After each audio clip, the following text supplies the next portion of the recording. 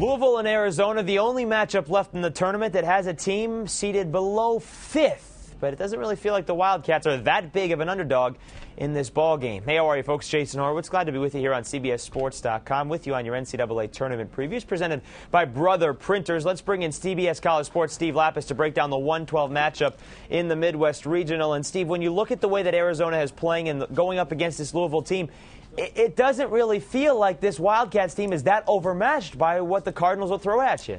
No, because when you have two pros at this stage, which is what people usually have that get this far, you have every bit as much talent as anybody else. You just don't have enough bodies, but you have the top three guys match any other team's top three guys. Steve, would you say the key of this game for Arizona is how Nick Wise handles the pressure for Louisville? Yes, that's going to be a big part of the game, and really whether he can sustain his effort the entire game. Because one thing Louisville has done from the Big East tournament on is play not so good in the first half and then wear people out and turn you over in the second half. So that's going to be a big key. Is Nick Wise was going to play 38, 39 minutes in this game. His ability to keep his concentration and not get fatigued by Louisville. When you talk about the Cardinals and Rick Pitino here, Steve, they survived that game against Siena.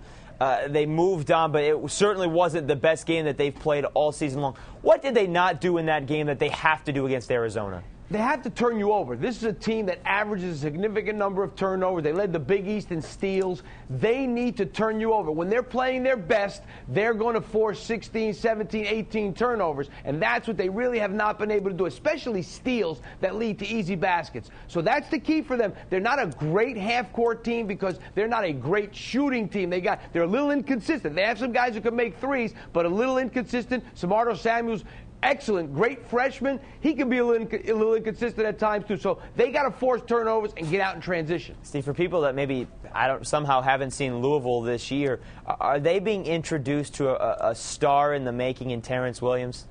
Oh, yeah. Well, Terrence Williams, what he did in the last game, 24 points, 15 rebounds, he's a guy who stuffs a stat sheet because he leads them in assists. He's one of their leading rebounders. He's their leading scorer. He leads them in steals. This guy does everything. He's not the best offensive player, especially in the half court, because he's a very streaky shooter, but this guy is one great all-around player. Steve, if Arizona were to win this game, it wouldn't be the first time that a 12 seed has gotten to the Elite Eight. It certainly would be an upset, but by name it wouldn't be an upset. By this year it would be, but by name it wouldn't. Are you going to go ahead and pick Arizona to beat Louisville?